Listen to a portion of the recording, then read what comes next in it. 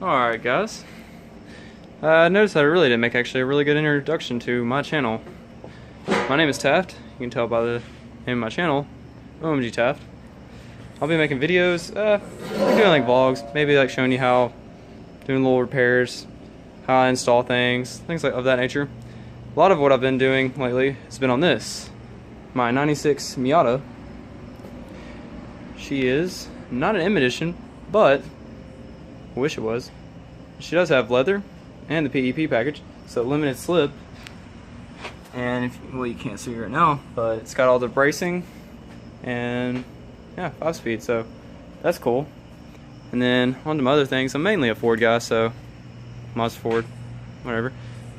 This is my 04 Mustang GT that I have that hopefully this summer, or not summer, actually winter, I'm actually gonna be taking the motor out, doing a new timing set and a new crankshaft and bearings. It's got about 230,000 miles on it, so kind of needs it. Also, I'll be taking the transmission apart and changing out the second gear, first, second synchro, fixing that. Common problem with a lot of these guys. But yeah, that's her. It's Annie. That's Mia. It's my shop. Looks horrible. Don't worry about it.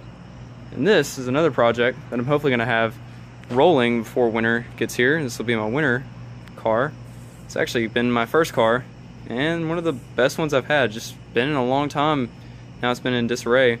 It's a 88 Bronco 2 with 300,000 miles plus. It's been in my family. My mom bought it when she was pregnant with me actually, and it's just been there ever since. It's been a great vehicle to many people in my family, and now it's mine, and it's my burden I guess, but I love it and I wouldn't have it any other way. Yeah, that's Brock. Back there I do have my 94 Jeep Grand Cherokee. That's also me and my dad's, that he drives whenever he's not here and on the road, and when he's off the road. But yeah, this will be the place of operations. It's green out here because that's a blue light, but yeah, anyways, let's get to the video. Alright guys, I'm going to be starting my first video that I've ever done. What we're going to be actually doing today is installing a braided steel clutch line on a 96 Miata. Outside here, you'll find your slave cylinder.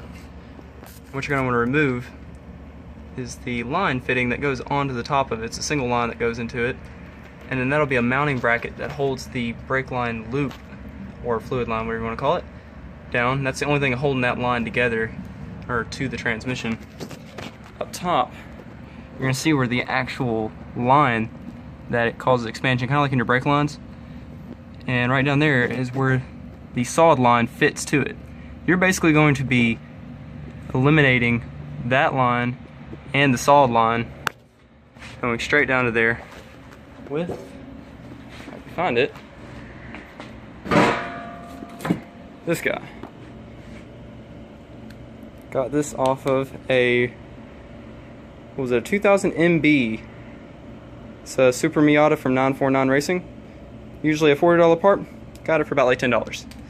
In another video, when I get my adjustable links and new bushings, I'll be putting on this Flying Miata MB sway bar that I got off that 2000. And there was also a wrecked 90 that had another 949 part Super Miata rear sway bar. Hopefully I'll be doing those soon. I'm gonna go ahead and get those lines taken off that I told you about and have it back, and I'll teach you how to do the bleeding when I get back. So see you then. Alright, before we get to bleeding, I wanted to show y'all some things to do and to not do.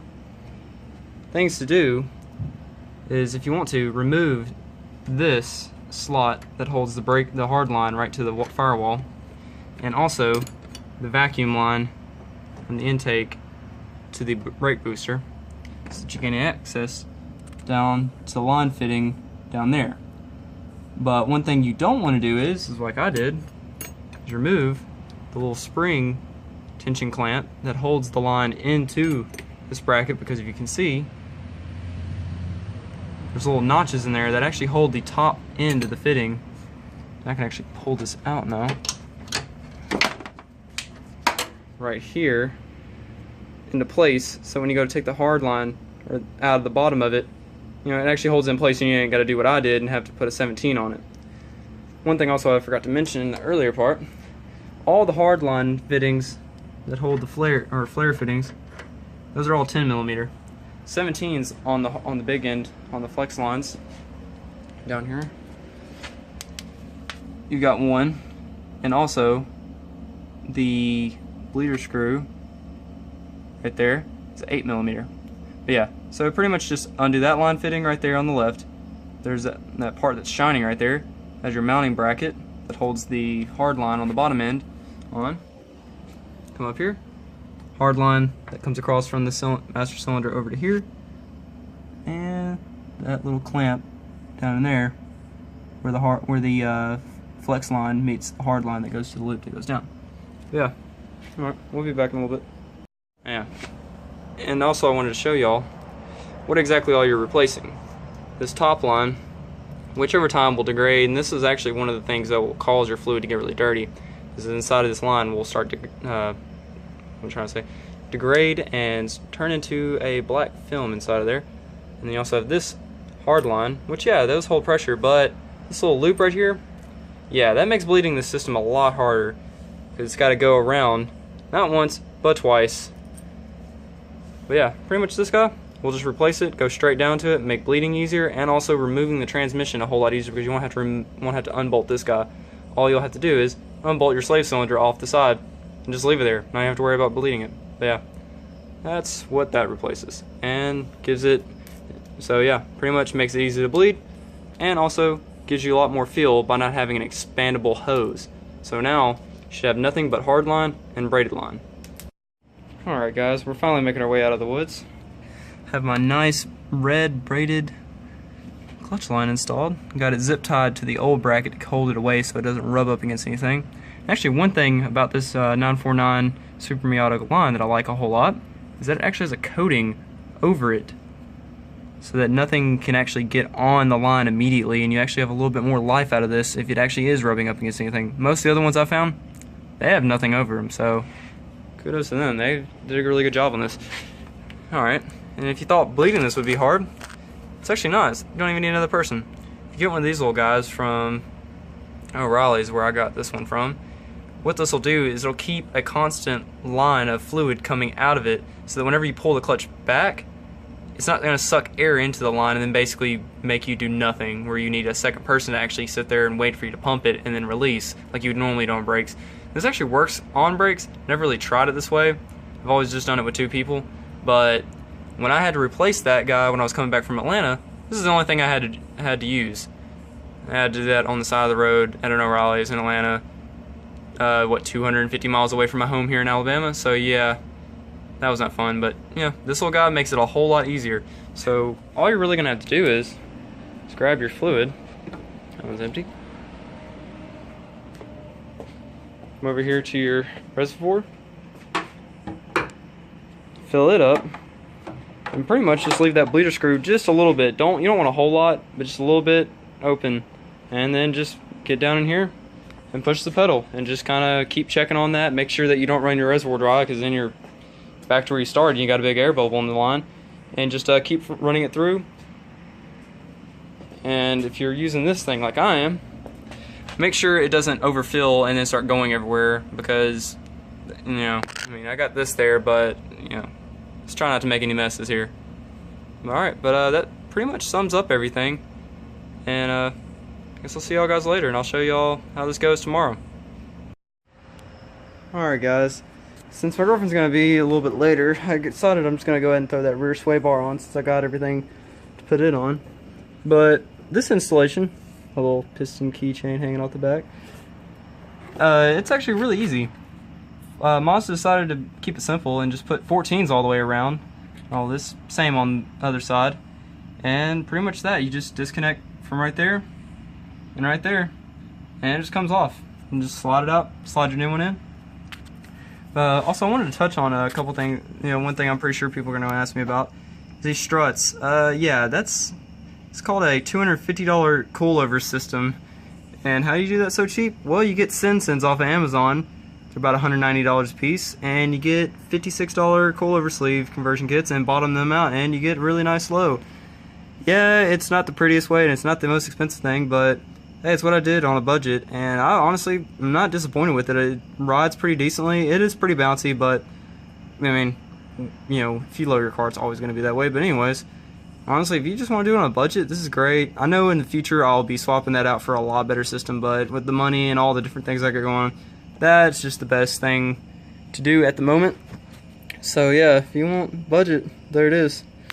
But anyways, I'm gonna go ahead and remove all that and slide it in and then show y'all what it looks like afterwards. See y'all soon.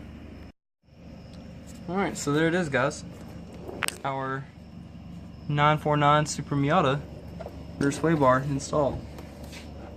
Pretty easy installation. Just two 14mm bolts both sides, and then four 14mm nuts holding the sway bar onto the actual subframe. It's really easy. It's actually only about, it's somewhere between 1mm to a 0.5 mm thicker than your stock one, but on this chassis and the way it's balanced, it works out best. And pairing it with a 25mm in the front really makes this car corner really well from what most everybody else likes to say, and I want to find out, see what it's like. Yeah, I guess I'm going to go ahead and tell y'all guys about what my future plans are for my cars, and mainly I guess this one for right now is I got a Miata. What does it do? Tick. Of course, the hydraulic blast adjusters tick. I've taken them out actually twice and cleaned them. No luck. Just made them worse. Some of them maybe are better, but got a really loud one now. And hopefully I'm just going to replace them all with brand new ones. And I guess I'll show you all that. I know there's lots of other videos out there, people have already done it, but hey, it's my channel. I'll do it. I guess I'll post what I want. But yeah, it's a really simple thing. Just, you know, bolts on your timing cover, crossover tube, not timing cover, that's your valve cover, and then all the timing cover bolts, take that off. I pull my radiator out. Some people like to say not to, but with a double din, it's, or not double din, but a 2-row double din's radio, what the hell. But yeah, it you know, it's a lot easier. It gets you access to the harmonic balancer and the water pump pulley a lot easier, and just getting everything back together, just, man, it's just draining it out and then putting it back in. It's nothing hard. It might take a little bit longer, but makes everything so much easier all the way through. Yeah.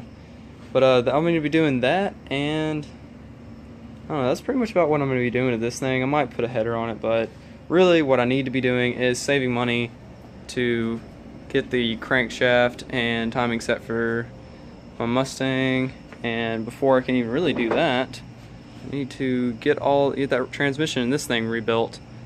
It's currently sitting in the back of it. I don't know if we'll be able to see it, but it's back in there. Can't really see it. Glare, or I'll just actually get inside of it. Look at that, isn't that nice? But yeah, transmission's back in here, and it's completely disassembled.